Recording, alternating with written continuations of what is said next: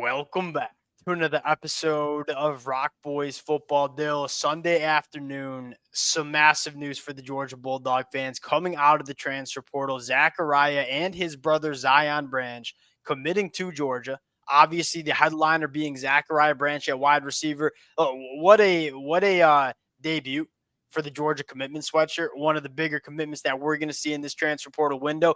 And let's get down to this.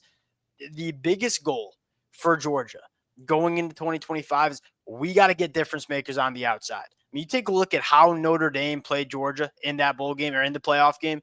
It was simply, hey, we don't think your pass catchers are all that good. We're going to play man coverage on the outside. We are going to load the box to stop the run. And Georgia just didn't have the playmakers to make them pay. At the very least, Zachariah Branch puts a playmaker in this Georgia offense that you got to hold your breath every time he has the football in his hands. When you go back to this Georgia offense in 2024, I mean, outside of maybe true freshman Nate Frazier, when these Georgia playmakers had the football in their hands, you weren't really scared. Like, Zachariah Branch is going to strike fear into opposing defenses.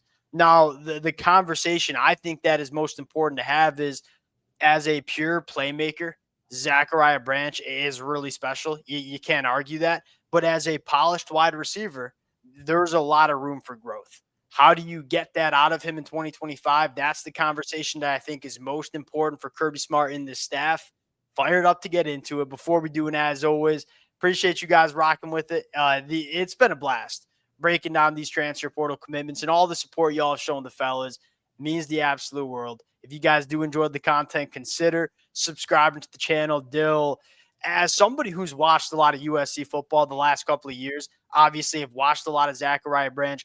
What excites you most about Zachariah Branch heading to Athens, Georgia? I mean, you kind of said it. Like, go back to his freshman year when I think he first got that kick or punt return, whatever it was, in that first game we saw with USC. You were like, all right, this guy moves a little bit different, not a little bit, like a lot different than almost everyone else on the field. Yeah. So twitchy, so explosive, so athletic. You kind of said it, though. You probably haven't even scratched the surface in terms of what he can be as a football player, because his development as a wide receiver still has room to grow. But at the end of the day, Georgia needed some guys who could be explosive and make big plays happen. You got a guy in Zachariah. Yeah, and at the very least, like, you got to respect his speed. This is a guy that ran a 10.3 in the 100-meter coming out of high school. I mean, elite long speed, but you probably said it best. Sometimes we talk a lot about recruiting. We get wrapped up in the track and field times. There's a difference between track and field speed and football speed. And you sometimes see the track and field guys, and I'd argue at times Arian Smith was probably an example of this, where it didn't always seem like the speed translated to the football field. For Zachariah Branch, his freshman year, it did. And it's not only the long speed, it's the short area quicks. It's the ability to make people miss. Can you translate all of those gifts that he so obviously has and put that into a wide receiver and say, hey, we know what you can do from a speed and movement standpoint. Can you put that into your routes? Can you more routinely create separation? Do you have better feel sitting it down in zone coverage and making yourself available to the quarterback? Which, look, Dill, to me in 2024, the step wasn't as big as I expected. In 2023, you saw just a special freshman who just stood out. You were kind of hoping he'd become that, kind of put that into his wide receiver game in 2024, and you didn't quite see that. If you can get that in 2025, you're getting a guy that can change a game every single time he's on the football field. Because really, you want a guy who isn't so relegated to kind of catching screens or some underneath stuff. Yeah.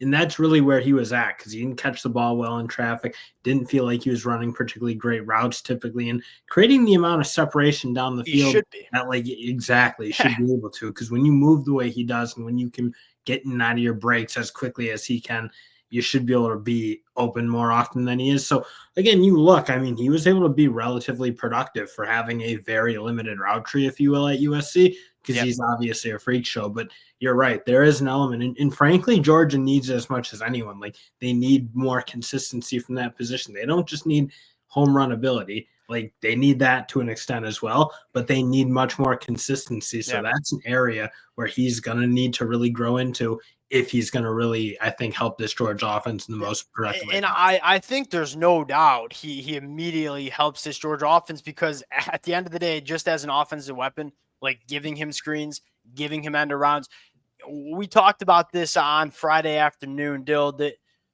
there didn't seem like there was enough easy for Georgia in 2024. And I think you can blame Mike Bobo to an extent for that. Like, as an offensive coordinator, it's your job to help your playmakers make an impact on the football game, and it never seemed easy. It really all of 2024.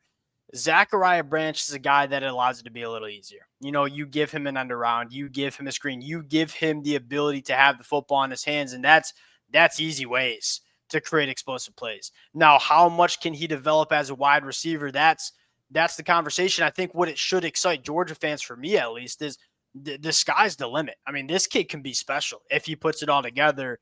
Can you get him involved to the offense, and can you get him coached up like that to get that special wide receiver? That's probably where the conversation is. Dill, where does Georgia? Well, let's talk real quick about his brother Zion Branch, who, look, is, I think, for Georgia particularly, and I don't mean this to be disrespectful, is not as much of a difference maker as his brother, especially for this Georgia team. Like, a project number one for Georgia was to get more explosive on the outside. You do that with Zachariah Branch. Now, Zion Branch is interesting because, one, he is a top 100 kid coming out of high school at Bishop Gorman. There was a lot to like about Zion Branch, and there is a lot to like about him as an athlete, as a potential football player. The injuries, obviously dealing with Alex Grinch for a couple of years, that certainly did not help his development. I'm interested to see what Zion Branch can be for Georgia, especially as you look to replace a really good safety in Malachi Starks as well. Yeah, and that's going to be the issue for him is Georgia. I mean, they look like they're ready to reload that safety room pretty typically. They've done such a good job developing in that room. So, again, like, if they can get something out of him, that would be a huge bonus. Obviously, you said it, like, his brother was kind of the target here. But he's certainly a guy that you look can be a versatile player. I mean, big physical safety, can probably jump down and play in the box a little bit. Like, a guy that they can probably use, but there's going to need to be a lot of development for him, especially to get on this field, because it's just such a competitive room. Yeah, I agree. This is a little bit more of a depth play for Zion than Zacharias comes in, and you kind of expect him to be wide receiver one-ish for Georgia. Now, Dill, I don't think it should stop at Zachariah, and it doesn't sound like it will stop at Zachariah Branch. I think, arguably, and I might catch some heat for this in the comment section, but if you were to ask me who's the better wide receiver right now between Zachariah Branch and Noah Thomas, I know what 24/7 Sports is telling us. I see it. I know it. I'm taking Noah Thomas over Zachariah Branch right now. And that's not to say Zachariah Branch can't be that guy for Georgia, because we all know he can be, and I might be looking like an idiot in 12 months. Noah Thomas is a dude, and he's another guy that is probably further along as a wide receiver than Zachariah, but another guy that I think has like another gear to reach. And it sounds like Georgia is making a big-time run at Noah Thomas as well. And a guy that would be nice, because they just didn't have the size when obviously Colby Young kind of was removed from the field for Georgia. You didn't exactly have that guy who, and Colby Young was being relatively productive. Yeah, agreed. Would really be dangerous in man-to-man coverage against smaller DBs. Noah Thomas, that's still probably an area of his game, and in terms of like being consistent is coming along, if you will. Like, the hands haven't always been the greatest. You've seen big jumps, I feel like, in the past couple of years for A&M, which is really encouraging.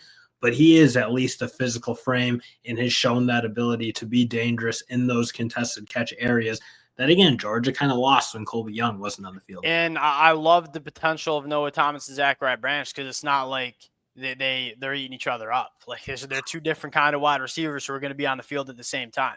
Zachariah Branch, over 80% of his snaps coming in the slot. Noah Thomas, obviously a 6'6", 200-plus pound boundary wide receiver.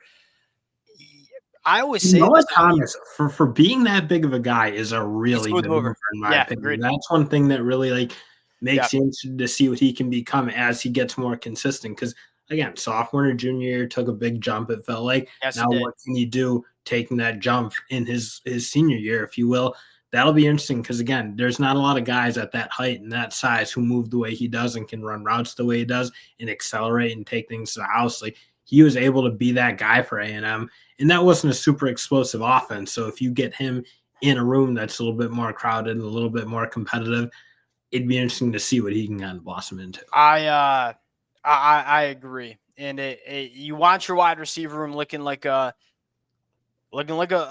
like a basketball team in terms of you want wide receivers who can do different things. And Zachariah Branch and Noah Thomas, they excel at different things. Zachariah Branch, get that kid out in space with the football in his hands, and he's going to be electric. Noah Thomas, vertically down the field, those 50-50 balls, that's where he excels. Dylan, I said this on Friday afternoon, and I'll repeat it. It probably appears like Georgia's farther away than most people think. You go back to that game against Notre Dame. You had 2 turnovers, one of which was when you were driving inside the 20, one of which was inside your own 20, in which Notre Dame scored a touchdown. You gave up a kick return for a touchdown. Notre Dame had, 250 total yards in that football game?